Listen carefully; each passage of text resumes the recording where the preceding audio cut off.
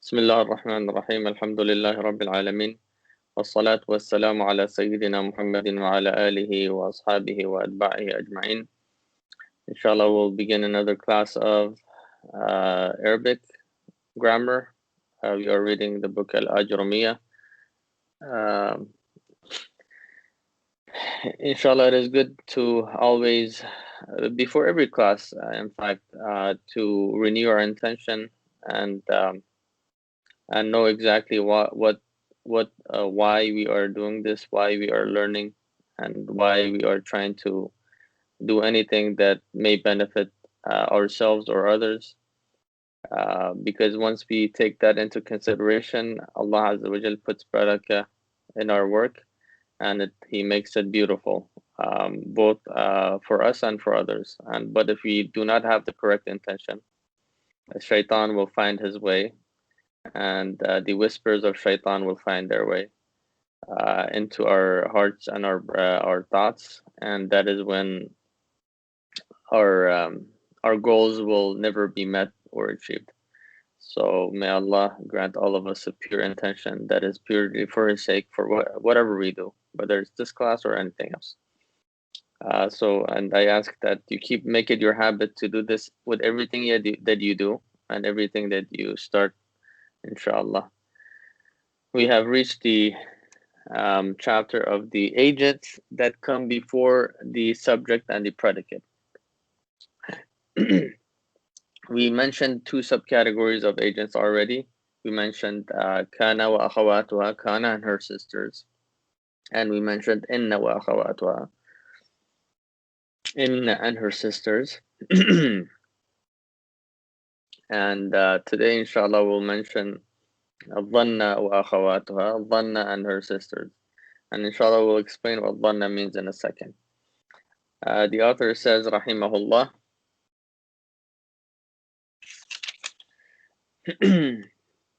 وأما ظن وأخواتها فإنها تنصب المبتدأ والخبر على أنهما مفعولان لها، وهي ظننت وحسبت وخلت وزعمت ورأيت وعلمت ووجدت واتخذت وجعلت وسمعت. تقول ظننت زيدا قائما وخلت عمرا شاخصا وما أشبه ذلك. He says, وَأَمَّا ظَنَّ, and in the case of ظَنَّ, which means I suspected in the past tense. I suspected. Let me write the Arabic as well. The case of ظَنَّ. Sheikh. Yes. Sheikh, have you started to share your screen? We are not able to see the slides. Yeah, okay, subhanAllah. No, I have not. Let me go ahead and share. Thank you for bringing this to my attention.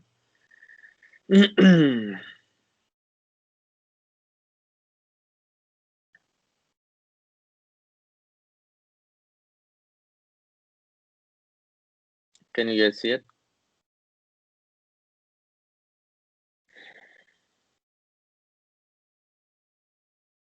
Yes. Okay. Do you guys see the screen with the Arabic slides? Yes, we see it. Okay. Okay. So starting from the beginning again, وَأَمَّا ظَنَّ, and in the case of ظَنَّ, which means I suspected, فإنها تنصب المبتدأ والخبر, and her sisters, meaning ظَنَّ and her sisters, they make the subject and predicate mansub. Dhanna and her sisters make both the subject and the predicate mansub. So these they go all the way out, right? When the case of kana, we said the subject was being, or we called the subject the noun or the ism of kana. So in the case of kana, the subject or the ism of kana was made marfu', right? And the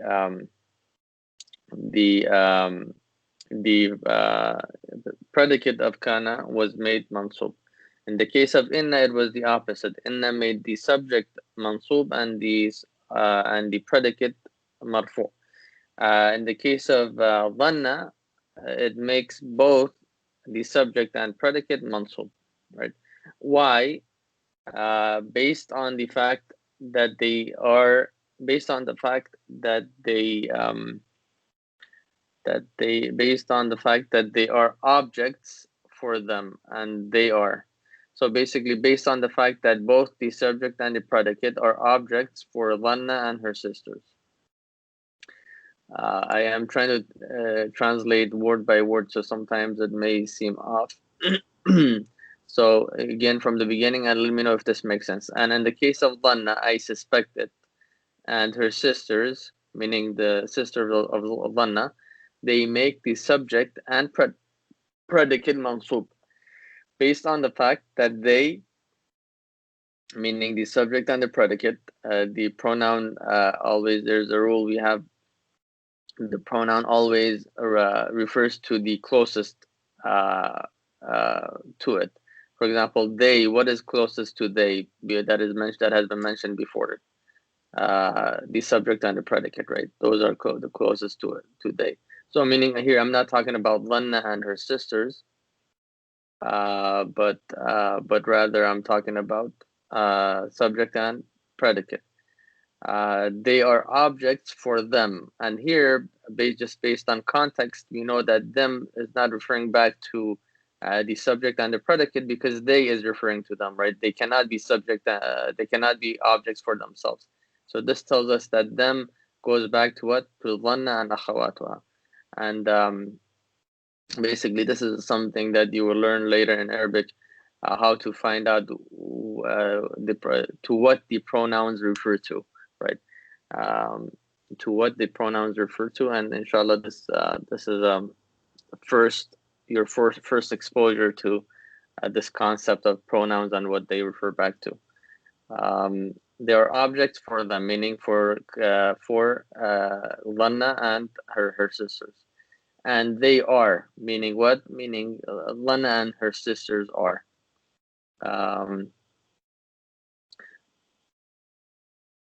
Period. And they are Dhanantu.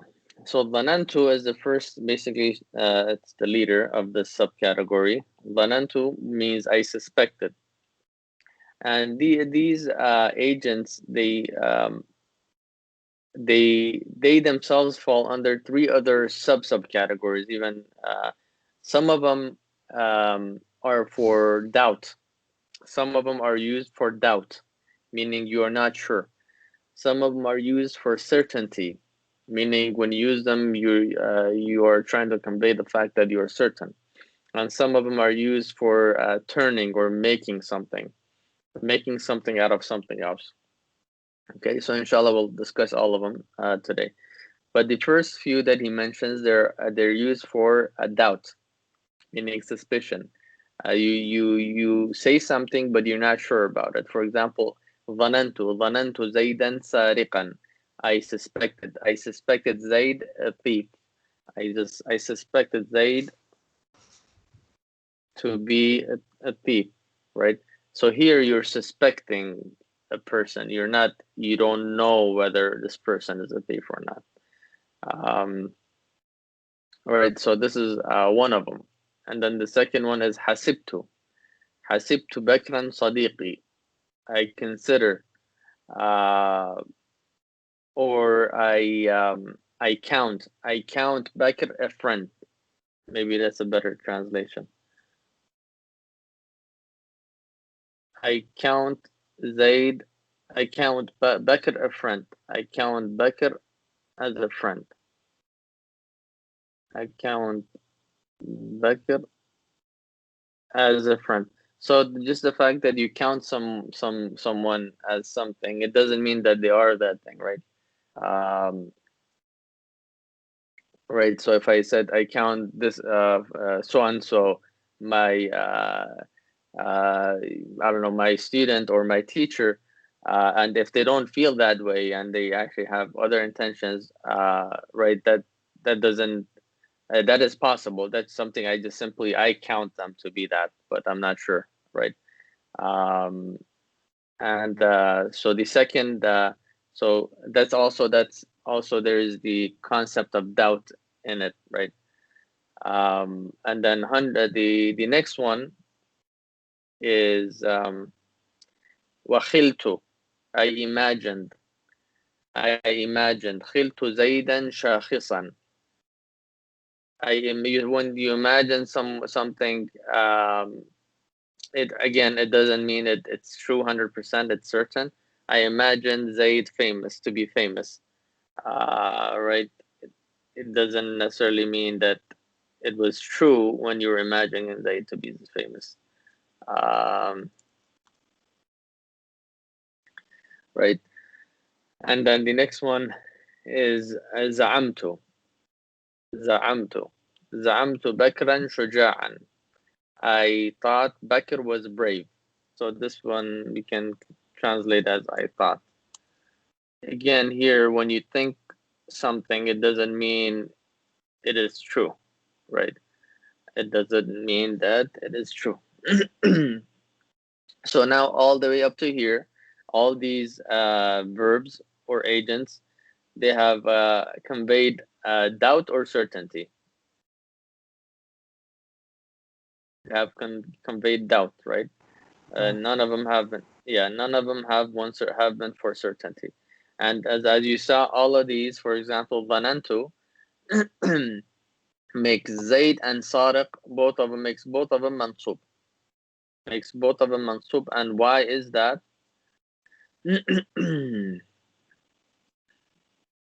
And why is that? Because we said at the beginning, that was the rule, that these verbs or these agents, their amal, the action that they do is that they make both the subject and the predicate mansub, Mansub. based on the fact that they are objects for them, based on the fact that they are objects for these verbs or agents. For example, ظننت, I suspected Zayd to be a thief. Both Zayd and a thief are here, are Linked to suspected. linked to suspected, and they are objects for meaning you, the subject of dhanantu is you. For example, you say I suspected, right? You are someone who's doing something, but this action of yours is in your brain, is not a physical action. So you are the one who's doing something, and what is that action being done to, or who's what are the objects of that action? They are Zayd and Sadiq. Both Zayd and Sadiq are objects of your action, right? Your action is linked to them. So Zayd and Sadiq, they both become objects, and they therefore, because they're objects, they both become mansub. Because we said that objects are mansub, right? I think, did we talk about that? Maf'ul. We said maf'ul bihi. No, we have not talked about that yet. Inshallah, we'll talk about it. But maf'ul, objects are always mansub. That is a rule. Okay, so here, originally, what was this? Before we Dhanantu entered these words. So it was Zaydun Sadiqun. Zayd was the subject and Sadiq was the predicate, right? So originally, Zayd and Sadiq, they were both subject and predicate. But after this agent, Dhanantu or Hasibtu or Khiltu or what was the other one? Za'amtu. After these agents came before them, they changed that. They no longer they did not remain subject and a predicate. They were no longer subjects and predicates, and they became objects for these agents or for these verbs. So that's what happened. The same thing with other subcategories. For example, kana Allahu ghafuran rahima, right? Originally it was Allahu ghafurun rahim, subject and predicate, both were marfu. But after kana came, kana made the subject marfu and made the predicate mansub. It changed the i'rab. The same thing with inna Allaha ghafurun rahim. Before inna entered, became before Allah and ghafur, the sentence was Allahu ghafurun rahimun, right? They were both subject and the predicate. They were both marfu. But after inna came before them, the word Allah, Lafzul Jalala, it became mansub, and Ghafoor and Rahim, they both became marfu, Ghafoor and Rahim. In the same case here, Zayd, before Dhanantu, the sentence was Zaydun Sariqun. The subject and predicate, Zaydun Sariqun. Zayd is a thief, and both of them were marfu. Zaydun Sariqun, both are marfu. But once Dhanantu came before them, they changed. They both became objects for Dhanantu. Therefore, their i'rab changed as well. They changed from being marfu to being mansub. And this applies to all of these verbs or agents, all of the agents in the subcategory, right? So, go ahead. Brother, sir. Yeah. So, quick question. So the i'rab for zanantu itself is rafa, though, right? So dhanantu is a verb, right? Dhanantu is a verb that has a pronoun attached to it. If you guys remember the pronouns, the attached pronouns that we mentioned, I think 5-6 classes ago. So this is the pronoun, which is I, right? Dhanantu is a verb. Dhanantu is a verb. So dhanna, its original form is dhanna without a pronoun. Dhanna means he suspected, and as we read that past tense verbs, they always end with fatha. But in this case, because we split the noons, dhanna and dhanna, the noon is with a shadda, meaning there are two noons like inside of that noon. Once you attach your pronoun to it, those two noons split, and the first noon becomes has a fatha, and the second noon has a kasra, has a sukun. Sorry.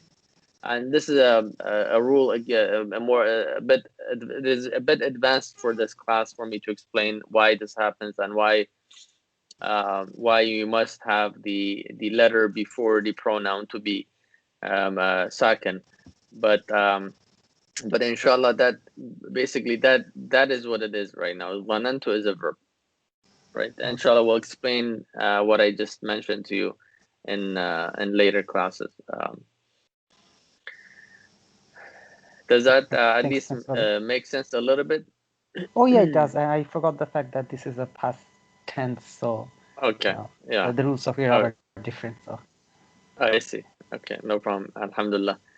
Sounds good. Okay, so same thing with hasib too. Hasiba. Its original for before the pronoun was attached to it, it was hasiba with a fatha at the end of ba, which ba is the last letter of the verb. But after the pronoun was attached to it, we made the ba sakin. And again, I will explain the reason behind that in later classes, because right now it's just maybe too advanced for this class. So the same thing here, Bakran Sadiqi. And here the siya is also a pronoun. That is why you don't see, remember I told you there are certain things that excuse the explicit manifestation of the i'rab. I think that was one of the first, and the second or third class we said i'rab is either implicit or explicit. Do you guys remember that? Yeah, Sheikh. I mean, it should have ended with a fatha, right? So that's what you're trying to explain. Exactly. Why we don't Very have, good. yeah. Yeah. So very good. Yeah. So it should have ended with a fatha, but because there's a pronoun of the first person here, the pronoun of the first person is ya, and it just out of for the sake of munasaba or compatibility of ya and the haraka of the letter before it, we change the fatha to a kasra, because a ya is closer to a kasra than to a fatha, right? So this here in these cases, the i'rab becomes implicit. So implicitly, this qaf, we would say mabniun, or we would say mansubun bil fathati, right? Al-muqaddarati. That's we would say it is mansub by an implicit fatha, right? So, but so in this case, as I said, it is not being shown because we are changing it to a kasra, because the kasra is closest to a ya. If you guys have any questions, I believe you can find a longer explanation of this in one of the previous classes that we have recorded. Okay. So that's hasibtu, and then the same thing with khiltu Zaydan shakhisan. I imagine Zayd to be famous, right? Zayd and shakhis are both mansub for the same reasons. I won't repeat the reason, because you at this point you should know what I mean when I say they're both mansub for the same reason. Can someone tell me why? What that reason is? I don't want to make it. We have the agent before those two objects, so that's why from the definition, having the objects, having the agents would make both the objects mansub. Yes, very true. Sheikh, I have this question about this. So whenever we see dhanna and the similar words, the sisters, Zanna and her and the sisters, we can presume that the meaning of the sentence would be indefinite. Without Zanna, if it was a subject and a predicate, like Zaid is a thief, we'd know that the meaning is definite. Zaid is a thief. We are sure of it. So whenever we see these sorts of agents, Zanna and the likes of Zanna, even if we do not know the meaning of those agents, these words, imagine, thought, saw, if we are not able to figure out the meaning of those words, we can still figure out from seeing these two objects, seeing them both being mansub, we can figure that it's not a definite meaning. It does not hold a definite meaning. It could be that he is not a thief. It's just that I have presumed him to be a thief or knowledgeable or brave or famous, right? Is that the? Yeah, am I getting? Yeah, that's true, Sheikh. but not for all of them. As I said, some of them are for like you said, for presuming, right? For thinking, for doubt, things that you're not sure about, and those are the first four. However, there are others that we inshallah will discuss right now. They are used for certainty, meaning you use them when you are certain of something. For example, when you say I saw, 5. you say I saw Zaid knowledgeable. I saw Zaid. In Arabic you would just say I saw Zaid knowledgeable, but in English you would say I saw Zaid, and I saw Zaid. We have to have another word, person or individual, knowledgeable person or individual. Yeah, I saw Zaid and exactly, a knowledgeable. I saw Zaid to be knowledgeable. To be some. Yeah, you have to add something here for it to kind of make sense. But in Arabic, you don't need to be like. You just say I saw Zaid knowledgeable.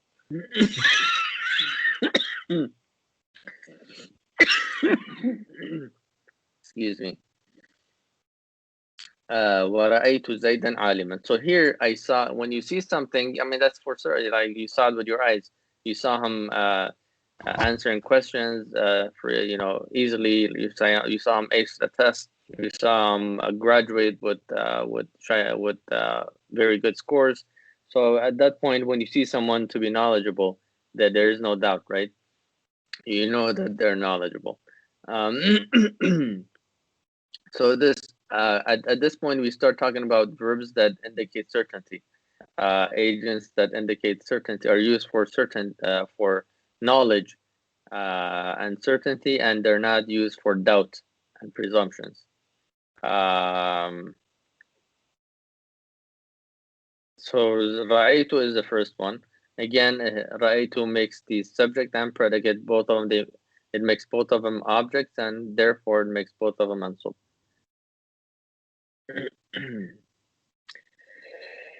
Ya Allah. So the next one is wajadtu. I found. I found is also used for what is it used for? It is used for certainty. You found, when you find something to be a certain way, that means you know that that thing is that way, right? Let me change the number here. This should be 6.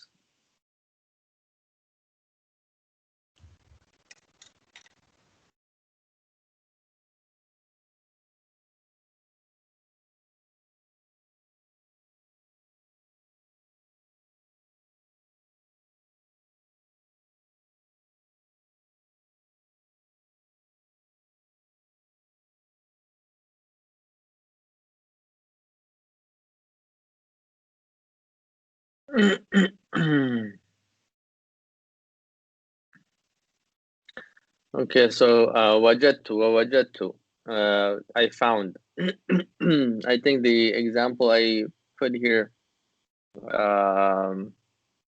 maybe not the best example. Let me change it. Wajadtu,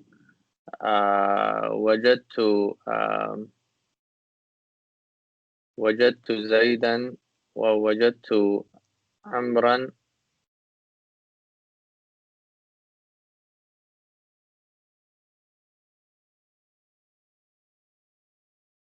وجدت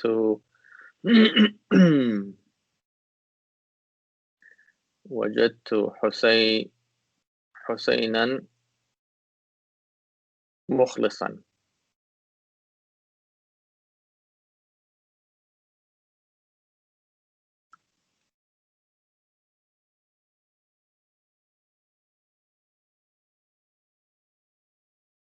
وجدت حسينا مخلصا. I found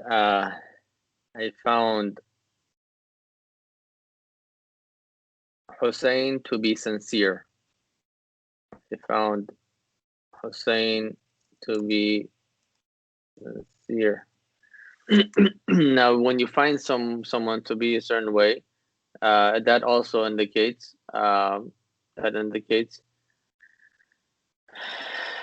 knowledge. That does not indicate that you have a doubt that they are that way, right? Again, so here Hussein and Mukhlis are both made mansub. And then the next one, now we move from things that indicate certainty. Actually, I think I missed one here. Yeah, I've missed one here, which is alimtu. Yeah, let me quickly add that. Alimtu is something I have missed.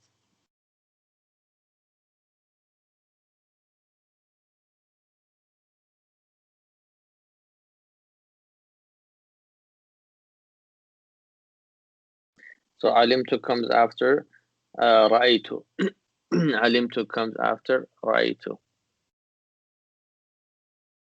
Yeah, so alimtu comes after ra'aytu. So here I would, for the sake of the class, so we can do it fast, I'm gonna add it here, and then we can I can change it afterwards after the class, inshallah.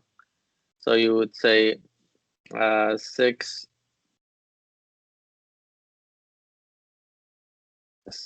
6 would be alimtu. So an example for that would be alimtu. What does the alimtu الصدق منجيا. نعم. علمت الصدق منجيا. I learned. When you learn something, that also becomes knowledge, right? When you learn something, that becomes knowledge. And what does this mean? علمت الصدق منجيا. It means I learned that truthfulness is a savior. I learned that truth truthfulness is a savior, right? So here again, as-sidqa is mansub. I did not put the haraka here, but it is mansub. And munjian is also mansub. Right?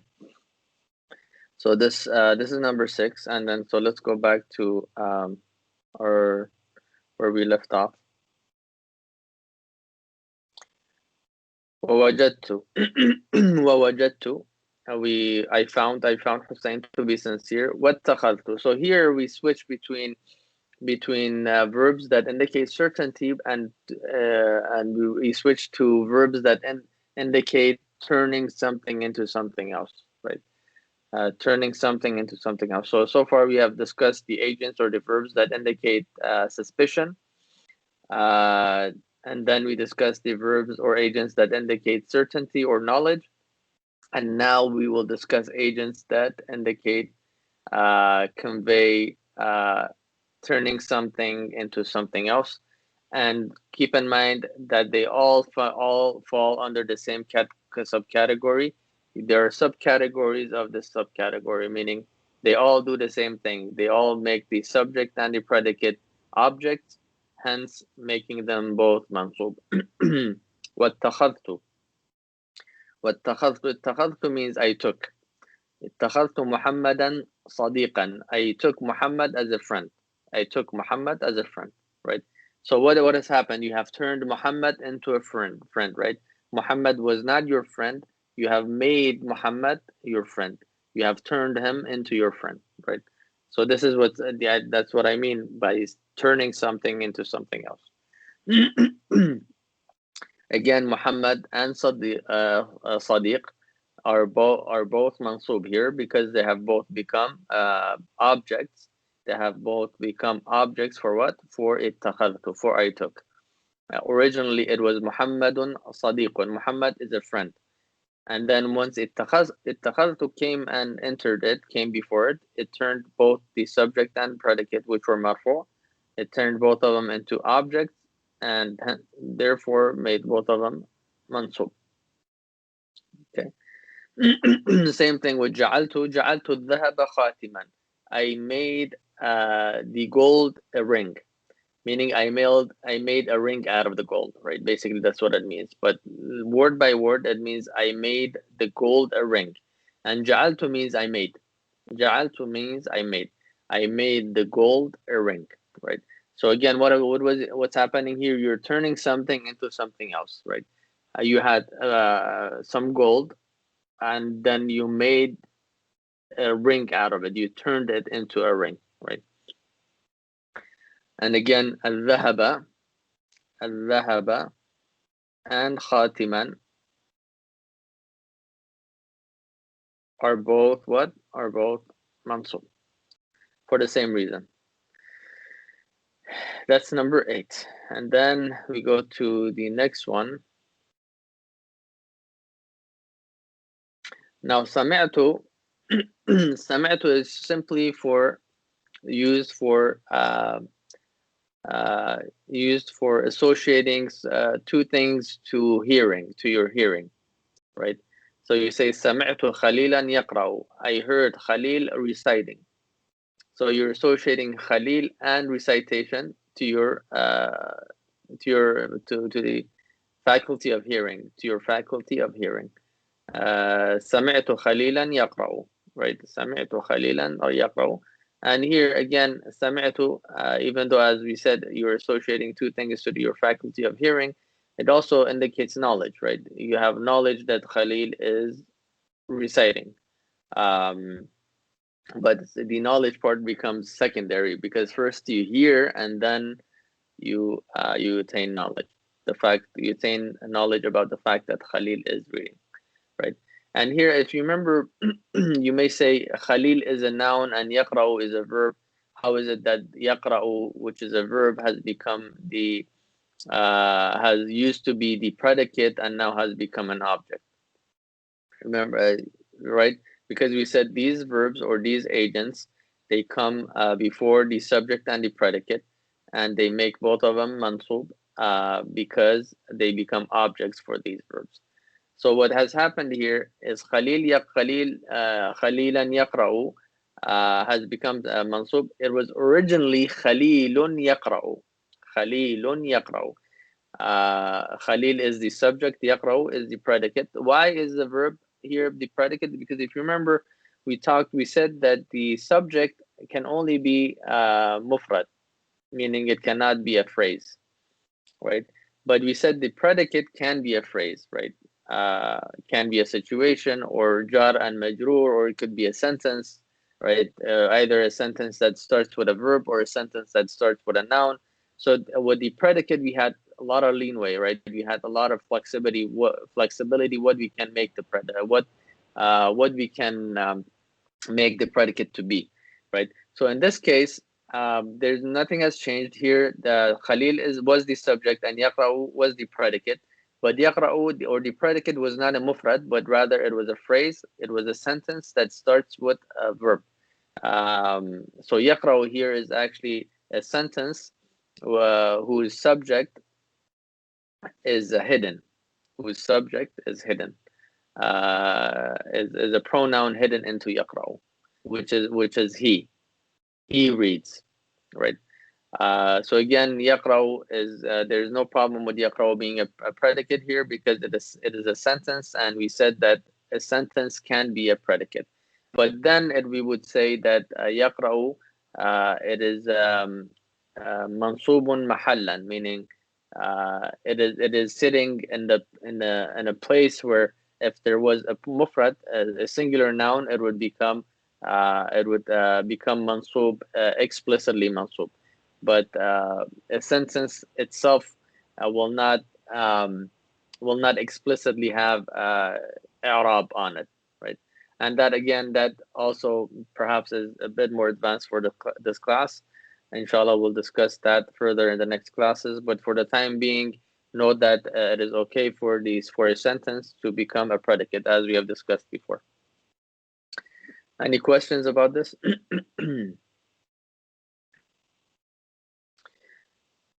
no questions, we'll move on. So at the end of this subsection, the author says, تقول ظننت زيدا قائما. So the author starts giving us his examples, and he gives us two examples. The first example is, I suspect Zayd to be standing, right? Again, this is an example for suspicion. وخلت عمرا شاخصا, and I imagined Amr, or I thought Amr. خلت as a tricky word to translate. I imagined Amr famous. I imagined Amr to be famous. I imagined, or I thought Amr to be famous.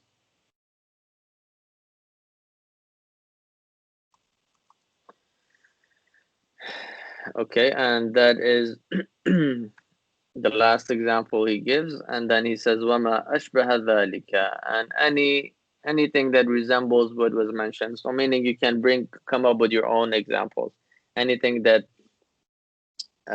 any of these agents, if you bring a sentence made of a subject and predicate and put these agents before it, you can actually make them objects, and you can make them mansub. Yeah, so basically he says the ball is in your court. Go ahead and make as many examples as you want. Okay, inshallah, we will stop here. Any questions about what we have discussed? Yeah, Sheikh. Sheikh, one question about using these terms in exchange of the other. For example, from our last week's class, we know that the Arabic terms, and also in English, wish and hope couldn't be used interchangeably to Yeah. to make a proper meaning out of it. So Yeah. in these subsections, for example, the subsections of transition, which is I took, I made, I Mm-hmm. mean, Muhammad was not a friend before, but he is now. Mm-hmm. Then gold was the gold I found. It could have been a lump before, but I made it into a ring. So in Arabic, are we allowed to interchangeably use these agents? Could I say Well, it, I made Muhammad as a friend? mm, And for number eight, can I say I took the gold? Uh, and it doesn't make any sense in English, but I took the gold and made it into a ring. Am I mm. allowed to use these agents interchangeably? So, the short answer is yes, it would make sense, but you may miss some of the subtle meanings. So this, in this case, it's not like wishing and hoping, because wishing and hoping were just two separate, Yeah, yeah, very different. two Yeah. totally separate, yeah. But in this case, you can use them interchangeably, but you will miss some of the subtle details of these words, right? Um, Mm. so, for example, when you say um, اتخذت محمدا صديقا, it is something that you did for so there's the component uh, of your desire to do it, right? I took Muhammad as a, or even in English, when you say I took Muhammad as a friend, and when you say I made Muhammad a friend, making Muhammad a friend doesn't necessarily means you did it out of sincere intentions, right? It could mean you made Muhammad a friend forcibly, you know, Mm, But mm. when you Yeah, say it could be. I took Muhammad as a friend, meaning you, and even the verb اتخذ comes from افتعل comes from a verb that indicates acceptance. Like what's interesting about Arabic is different verbs, different meters of verbs. They indicate different meanings of their own. So not only do they have their the meaning of that particular verb itself, but also they indicate something else about that verb, whether it's done out of acceptance or it's done forcibly. So اتخذت is something as it comes from a meter of verbs that indicates acceptance. You do something willingly, so you accept that action being that is being performed. So when you say اتخذت, you take Zaid Muhammad as a friend willingly, and your from your with your acceptance and with your desire, right? But if you say Sheikh, جعلت زيدا, yes. Does that make sense, uh, the difference? yeah, Sheikh. I just wanted to know whether this term itakartu, does it have a notion of uncertainty to it? I mean, uncertainty to it. I mean, do, can I use it like this? I took Muhammad as a friend, but he turned out to be a backstabber. So does the word itakartu be used as to to convey a sense of uncertainty? Can it be? No, I mean, so as far as the verb itself, you're not uncertain that you took Muhammad as a friend. From your perspective, you're certain. You took Muhammad as a friend because it happened in your heart, and you're not in doubt about what happens in your heart, right? You took him Mm. as a friend. But what comes after that, which makes you think, basically, the example you gave, I took Muhammad as a friend, and then let's use a different word, I took Zaid as a friend, and he turned out to be a backstabber. So the fact that he turned out to be a backstabber does not mean that when you took him as a friend, you were not sure about whether you took him as a friend or not, right? When you took him as a friend, you knew 100% that you and your heart took him as a friend. But what happened afterwards just indicated that you should not have taken him as a friend, not necessarily that you did not, or you were not certain about whether you took him as a friend or not. Does that make sense? Mm. Yeah, yeah, Sheikh. Sheikh. Okay. Yes. And Sheikh, I apologize for using No, the that's fine. example It's I fine. gave, because It's fine. I Yeah, understand why you changed the name of the yeah, no, example. Yeah, I apologize yeah. for that. No, it's fine. No worries. As we there are many people with the name Muhammad, but just for for the reasons that you thought of as well, I decided to Yeah, change. yeah, Um, yeah, so inshallah, these are really good questions, brother Marajud. And this tells you like how precise Arabic is, and the Arabic words that you should not change them. yeah, If you want to capture the full meaning of each word, you should actually think about where to use what. Any other questions?